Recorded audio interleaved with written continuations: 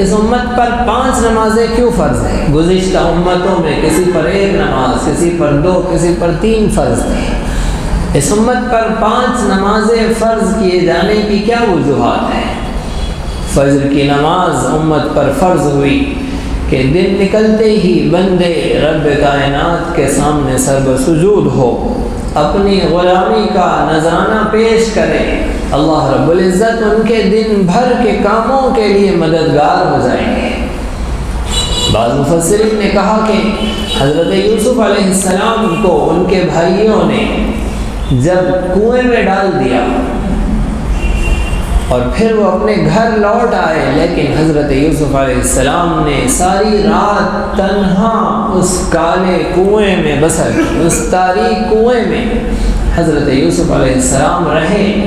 اللہ رب العزت نے جب سحر کے وقت انہیں نجات عطا کی اور ان کے دل کو پرامن کر دیا، پرسکون کر دیا اور دل ان کا مطمئن ہو گیا، اللہ رب العزت نے امت محمدیہ پر فجر کی نماز فرض کی کہ حضرت موسیٰ علیہ السلام نے اس وقت اللہ رب العزت کے حضور 2 رکعت شکرانہ پڑھی۔ جس وقت صبح کے وقت ان کی گھبراہٹ، ان کی بے چینی دور ہوئی، انہوں نے شکرانے میں 2 رکعت نماز پڑھی، اللہ رب العزت نے وہ 2 رکعت امت کو عطا کر دی کہ تم پر فجر کی 2 رکعت نماز فرض ہوئی۔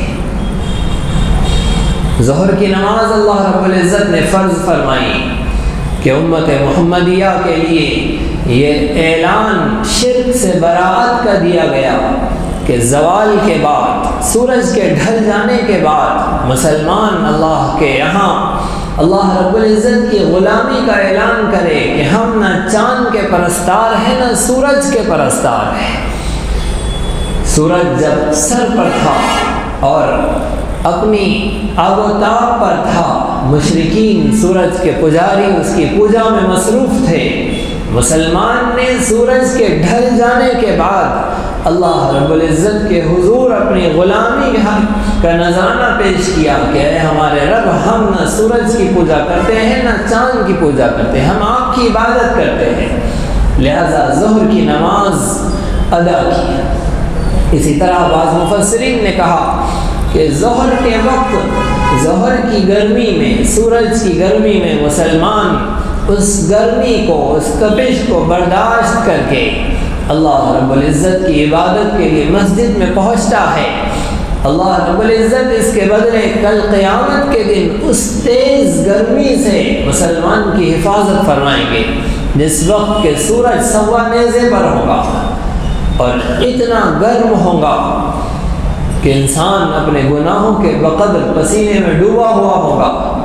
ایسے سخت ترین گرمی کے وقت میں اللہ رب العزت ان بندوں کی حفاظت فرمائے گا اس گرمی اور تپش سے جو دوپہر میں دھوپ کی گرمی کو برداشت کر کے مسجد ظہر کی نماز میں حاضر ہوتا ہے۔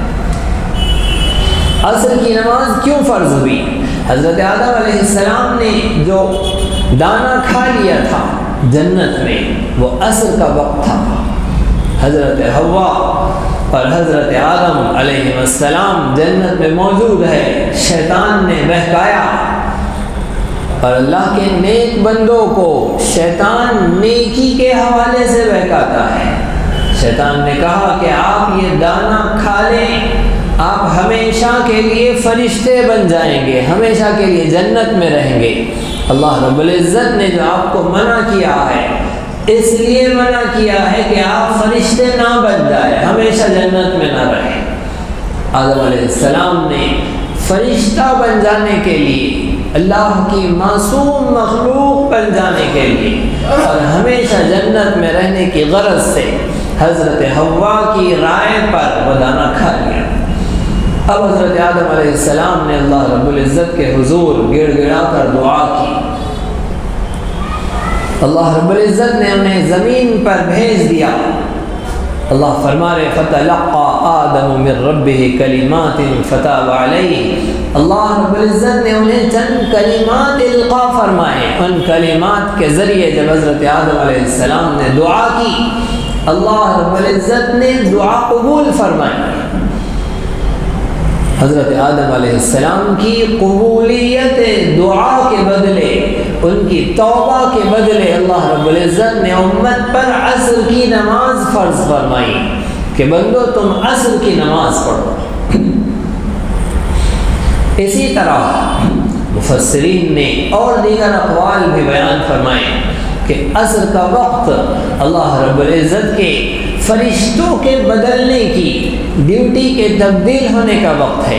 جو فرشتے صبح کے وقت آتے ہیں وہ عصر کے وقت چلے جاتے ہیں، اور جو فرشتے عصر کے وقت میں آتے ہیں وہ فجر کے وقت چلے جاتے ہیں۔ تو جس وقت فرشتوں کی ڈیوٹی بدل رہی ہو اس وقت اگر نماز ادا کی جائے گی تو دونوں فرشتے اس کے گواہ ہوں گے۔ جو فرشتے جا رہے ہیں وہ بھی بندے کا آخری عمل نماز لکھ کر اپنے دفتر کو بند کر دیں گے، اور جو فرشتے آئے ہیں وہ سب سے پہلا عمل بندے کا نماز لکھیں گے۔ لہذا عصر کی نماز اس فرشتوں کی ڈیوٹی کے بدلنے کے وقت فرض کی گئی۔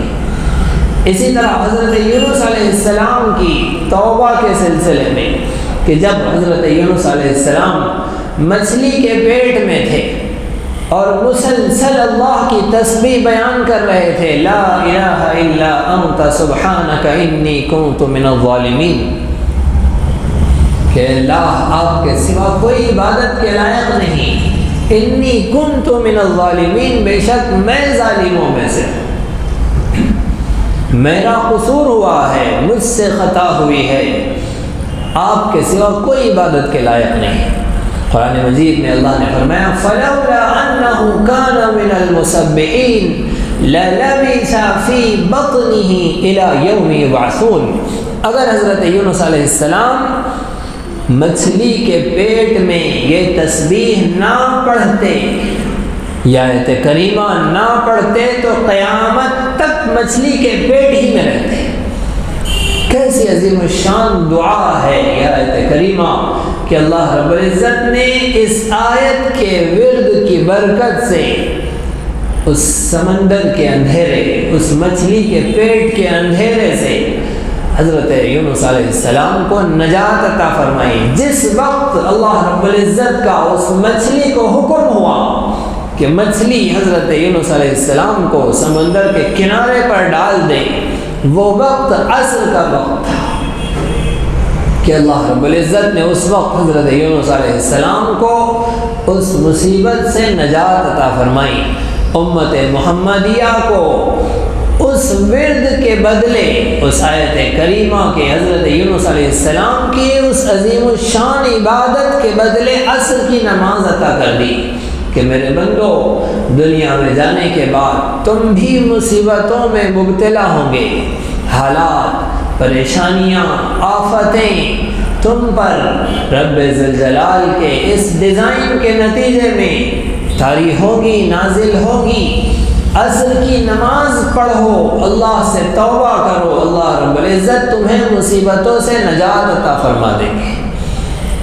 ہم بھی الگ الگ انداز سے کسی نہ کسی مچھلی کے پیٹ میں ہیں، کوئی ظلم کی مچھلی کے پیٹ میں دبا ہوا ہے، کوئی قہر کی مچھلی کے پیٹ میں مبتلا ہے، کسی پر فقر، مجبوری، محتاجگی طاری ہے، کوئی بیماریوں، مصیبتوں، آفتوں میں مبتلا ہے، کسی کے یہاں کاروبار کے مسائل، کسی کے تعلیم و تعلم کے مسائل، کسی کے گھر بار کے مسائل۔